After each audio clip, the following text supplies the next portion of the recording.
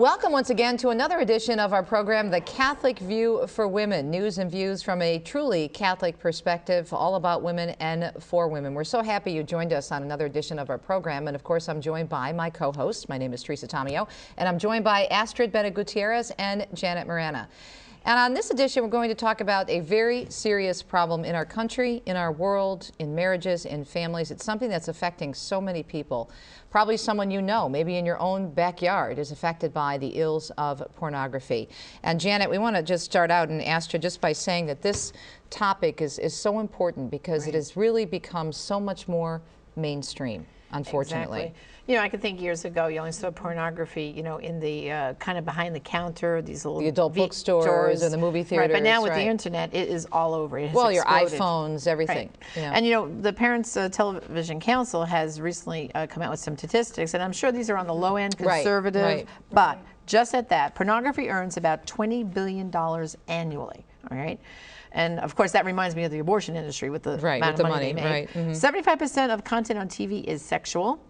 And then a reference to sex occurs 8 times an hour on TV. Isn't that crazy? That's crazy. Now, think about how much your kids are glued to the TV Well, set. the statistics for television in terms of, well, actually media overall, the Kaiser Family Foundation, which does a lot of research in this area, which I quote all the time on the air and in my books, 53 hours a week. That's how much time kids spend, young people spend with the media. Adults aren't much better, about 40 to 42 hours a week. Now, we wish every single person out there was spending most of their time watching Catholic television and listening to Catholic radio, EWTN, but that's not the case. So imagine this message of sexual promiscuity and looking at people as objects over and over and over again. Exactly. Even in the Hispanic community, we have the soap operas, telenovelas, which could qualify as a soft porn. And we see these programs so passively.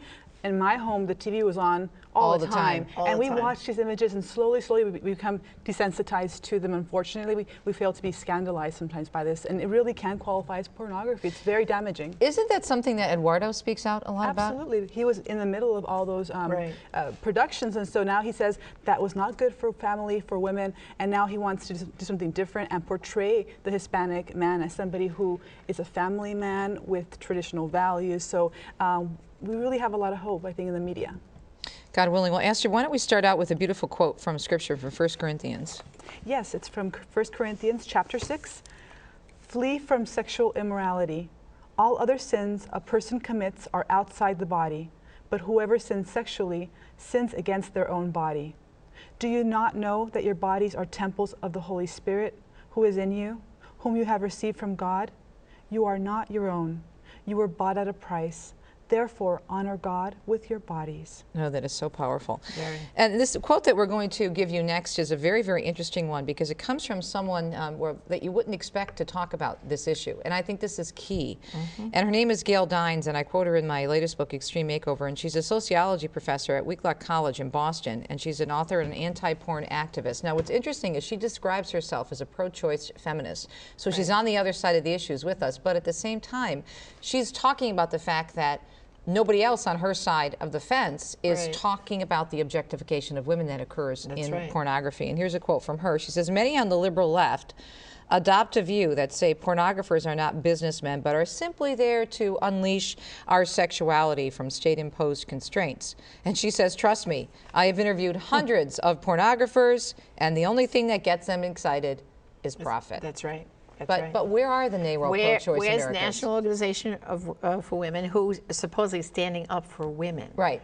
How come they're not outraged about pornography? And also, how come they're not outraged about the women who are doing the pornography?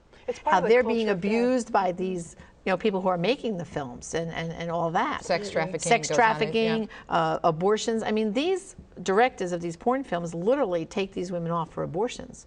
And we're talking about young girls, younger and younger, the age, and it has to do with the sex trafficking. And how come they're not outraged at that? They're not, because why? They're so in bed with the abortion industry, and the pornography is just like feeding into that too.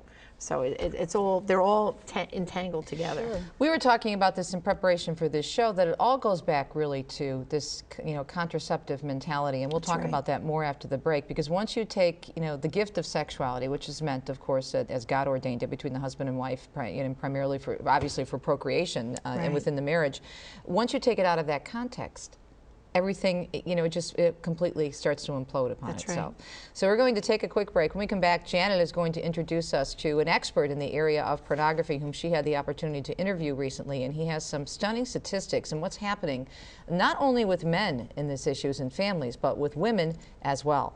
So ladies, stay tuned for the rest of this program on pornography on our latest edition of The Catholic View for Women, and don't forget to visit our website, thecatholicviewforwomen.com. We'll be right back.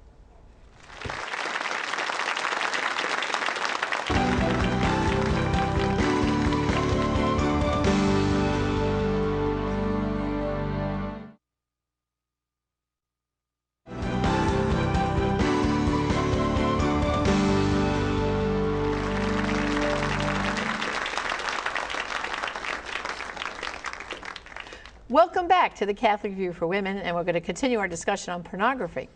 Well, ladies, recently I had a great opportunity to talk to Dr. Peter Klopanis, and he is a Catholic psychotherapist, and he is an expert in this field. So let's take a look at that clip now. Okay. Pornography for men is a very addictive substance, and we now have the neuroscience to prove it. It's physically addictive and emotionally addictive, and it really can take over their entire lives and have a serious effect on their marriage. For the women who are involved with this, when they find out their husbands are looking at pornography, they're devastated.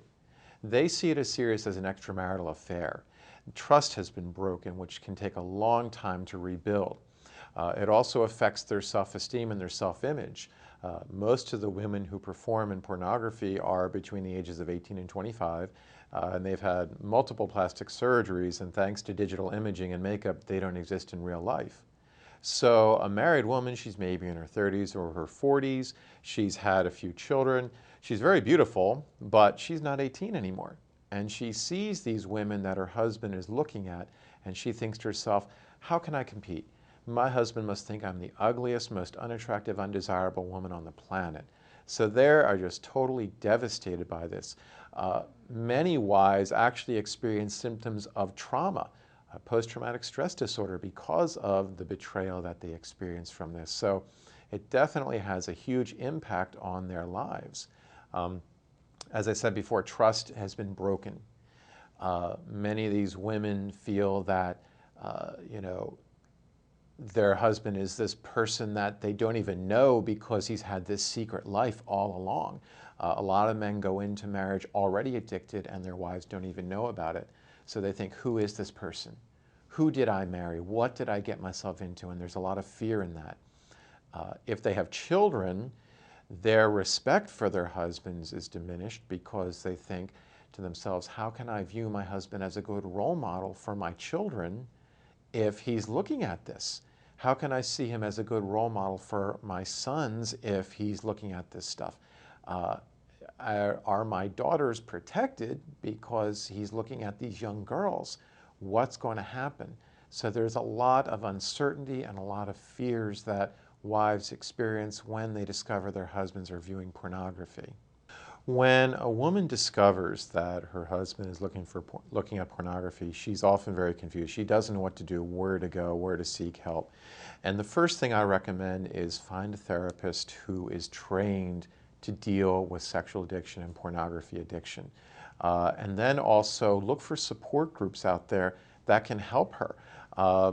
We've all heard of Alcoholics Anonymous, and then there's Al-Anon, which is for family members of alcoholics. Well, for men who are addicted to pornography, there's Sexaholics Anonymous, and then there's S-Anon for the wives and family members.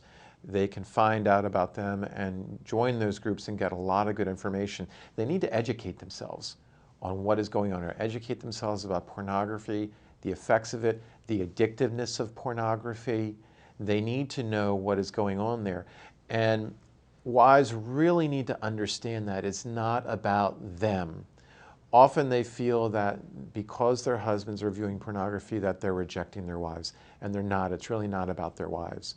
The pornography is simply the drug of choice. There are many deep emotional wounds and conflicts that these men are struggling with, and they're looking for something to self-medicate with. If it wasn't pornography, it would have been alcohol, it would have been drugs, it would have been gambling, all right? That just happens to be the drug of choice. So women have to realize that they're not at fault, they're not to blame, they don't need to think that they're prudes. One of the dangers that a lot of women need to be aware of is that when they find their husbands are viewing pornography, they may think, well, it's because they weren't sexual enough with their husbands. And they think that the way to address this is to be overly sexual with their husbands. And that's not the way to deal with it either. In fact, that can actually feed the addiction. So they have to realize that it's not their fault. They don't have to take any of these drastic measures to deal with it. What they need to do is get help, find a therapist, find a support group, educate yourself on what this is all about, and then you'll be able to address this issue from an informed stance. Right now, within the church, assistance for women, I'd have to say, is pretty slim. I really don't know of any groups or organizations that a woman can go to. We need groups like that. We need women to stand up and say, hey, this is a problem and we need help. It would be wonderful if women's ministries in parishes were to address this and really provide help for it, but right now there really isn't much. We're just beginning to see men's ministries starting to address this. Here in the Philadelphia area, there's a ministry called the King's Men. Out in the Midwest, there's one called That Man Is You. So there are ministries being started for men, but we really need them for women. We do. For women who are separated or divorced, this is something that could be really well addressed in support groups for separated and divorced Catholics. The American Association of Marriage Attorneys, also known as divorce attorneys, did a study on this, and they found that pornography played a significant role in over 50% of all divorces. If it wasn't the main cause, it was a significant cause. So this is something that could really be addressed in these groups for separated and divorced Catholics. Women are more and more becoming addicted to internet pornography, but it's not like men. Often when we think of pornography, we think of visual images, but it expands beyond that. Of course, women are not visually stimulated like men. So many of them are not going to be attracted to the visual pornography, the pictures and the videos. In fact, many of them look at that and they don't understand what the big deal is about it. They're just not attracted to it. Women are more relationally oriented than men. They're looking for a relationship. And so what's happening now is women are becoming addicted to internet chat rooms where they can go online, and of course in a chat room you can be anybody you want to be. You could be a tall, voluptuous, blonde supermodel. And you can engage in a relationship, a chat relationship with men, which often become very sexual. It's as if they're writing their own romance novels. And so what's happening is that they're engaging in these fantasy relationships. Often it's women who are very lonely that are turning to these types of chat rooms. And it's not just the single women who are turning to it. Married women who are very lonely in their marriages can turn to these and become addicted. Right now, when it comes to internet pornography addiction, the division is it's 83% men and 17% women. This is because visual pornography has been around for centuries. But for women, the chat rooms have only been around since the advent of the internet in the early 90s. But I believe as time goes on, we will see those percentages starting to change and more women are going to become addicted to this. For a woman who finds that either she is struggling with this internet pornography addiction or someone she knows is struggling, she needs to get help. Again, finding a therapist who is trained to deal with this, especially a good woman therapist who understands this, who understands addictions and can help her. Again, groups like Sexaholics Anonymous can be very helpful. If it's for someone she knows, S-Anon can be very helpful. There are many books out there now on sexual addiction and pornography addiction that can be read for information on where to get help. I think the key thing here is to realize is that there is help available, that people are now recognizing that, yeah, these are addictive substances, and there is therapy, there are support groups, there's a lot of help out there, so there's no need to despair. That was amazing information from Dr. Klopanis. And if you'd like to really know more about him, he has a website. It's called integrityrestored.com. And up there is a wealth. I mean, what we saw just now, ladies, was just a snapshot. Right. But go to his website, in depth, all kinds of information. You'll be astonished, really. He said something interesting, well, a lot of interesting things, but I think the point that he made about many men going into marriage are already addicted. Already addicted, right. And the impact that that would have on that relationship, trying to start your marriage out. Can you imagine? Yeah, well, you know, I have a friend of mine, a very good friend, dear friend, and that was exactly what happened to her. You know, she got married, well, I would say just very quickly, right out of college, and she didn't even know about pornography, and for goodness sakes. Was she your age, or is she? Yeah, she's like my age now. So back then, that was when that would be like in the early 70s. Okay. Okay, so that's the time frame. And so pornography wasn't like something really heard about, talked about, you know, not like today. And she started confiding with some of her friends, you know, like, gee, my husband, you know, it's like constantly looking for sex and not wanting to look at, you know, NFP or any of these other things. And unfortunately, she fell into contracepting. But then she told me how when she would go over to his relatives' homes, that the men would all get together and watch porno films. The first family gathering after their wedding. Right. And she was shocked at this. And the wives then would come in after they watched one film for the second film, like the women were in the kitchen having coffee, and they would come in and watch the second film. And she said how uncomfortable she felt. And she didn't realize, you know, like what was going on. And finally she would make an excuse, oh, I have to go to the restroom or in the house and this and that. And it kind of like, but this drove her crazy. And then she discovered one day, you know, doing laundry, putting her husband's socks away inside his sock drawer were all these VHS tapes. And she realized that when she wasn't around, he was watching pornography. So he was addicted. Right. So he was addicted. Again, she wasn't like really understanding how this was affecting her marriage. But then as her marriage was beginning to fall apart, she began, you know, as she went to talk to a spiritual director and was having all these struggles, she realized that this was a major problem. The sad thing is, he did not want to face his addiction. He did not want to go for counseling, and eventually their marriage, you know, ended in divorce. But it was, like Dr. Klopon has pointed out, it's a key thing that is destroying marriages right now. And very often the woman, that's what she was doing to herself. She was blaming herself. There must be something wrong with me. If I was prettier, if I was right. Yeah, maybe I've gained a few pounds, or, you know, so then they start dieting, and some women actually become anorexic because of this, because they're trying to keep up with this false image. And especially as Dr. Klopon has pointed out, after you've had a few children, all right, so you gain a few extra pounds, your shape changes slightly. If these men are addicted to pornography, they have this false image, and the woman thinks, oh, I'm not keeping up, and he's disappointed in me. And it's very sad, you know, what it does and how it destroys your whole self-image, because you think you're trying to compete with this false thing that exists, and you don't even realize it's an addiction, because that's the problem. It's not spoken about as an addiction. But pornography is addicting, very addicting. As a matter of fact, it's more addicting, they say, or as addicting, especially for men, because of what it does to the brain. Exactly. They compare it to the addiction of crack cocaine, believe it or not. Yeah. Exactly. That's how powerful it is. The same part of the brain that becomes addicted is affected as well. Yes. You know, it's interesting, we were talking before the break about how this all goes back to contraception, and it really does. I mean, it's just phenomenal in terms of if you look at what the church has said. You know, I think a lot about, especially what we're going through in our day and age with everything that's happening in our country, with this push for contraception and all these different things. I keep thinking about what it must have been like for Pope Paul VI, because the pressure he must have been under and the strength it must have taken him to stand strong with Humanae Vitae and the teachings. And I just want to read a quote, and this is going to be part of our homework assignment. But this just, when I was researching this topic for my books, it just really gave me such a comfort that the church, an affirmation that the church, her teachings are so clear. Right.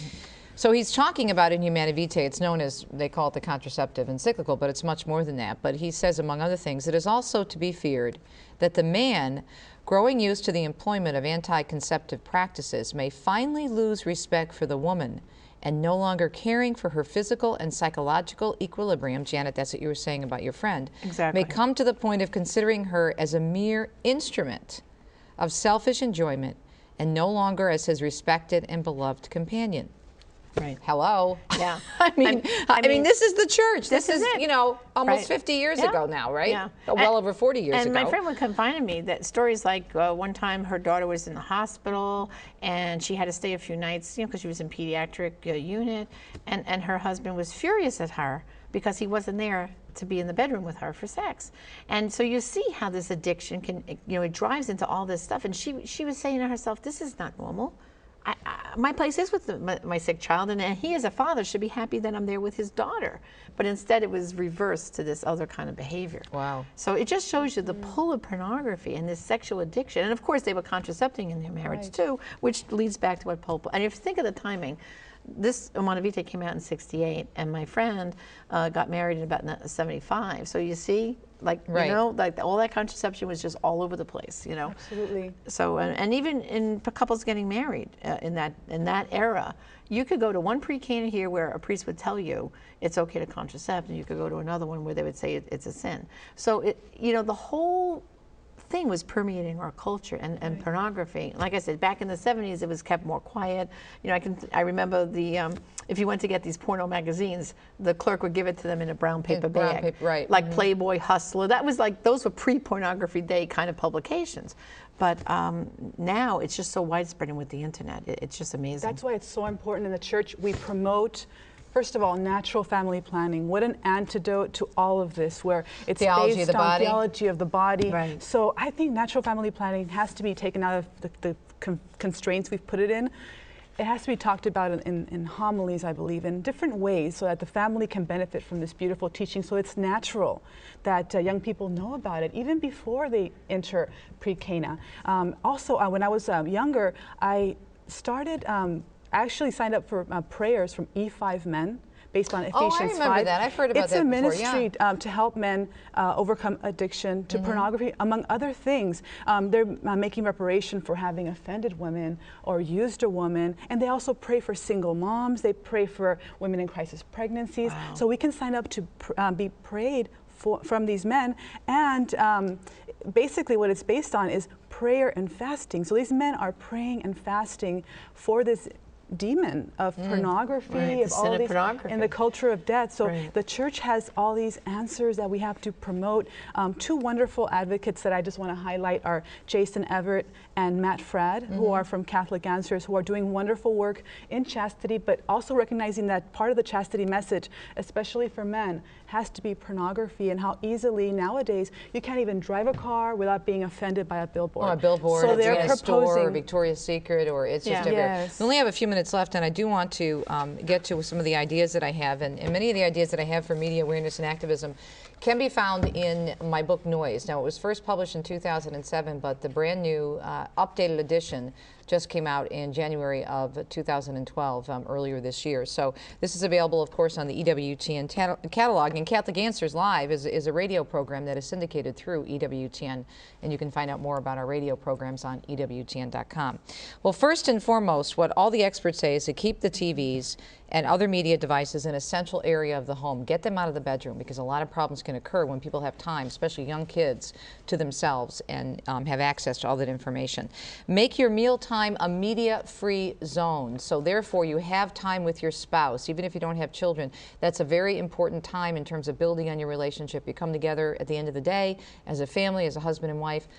Make sure the voicemail picks up the phone messages. Keep the TV off. Just have you and your spouse, and if you have children, obviously, use that as a time to connect with your family. And Janet, we've got some homework assignments too right now. That's right. And quite a list of resources in the homework assignment. Yeah, it's a big list. Well, of course, as Teresa just said, her book Noise, but also to her book Extreme Makeover, which is chapter 2. It has a section about this. But then there's some websites that, as your homework, we really want you to go to and delve deeper. So we have moralityinmedia.org, parentstv.org.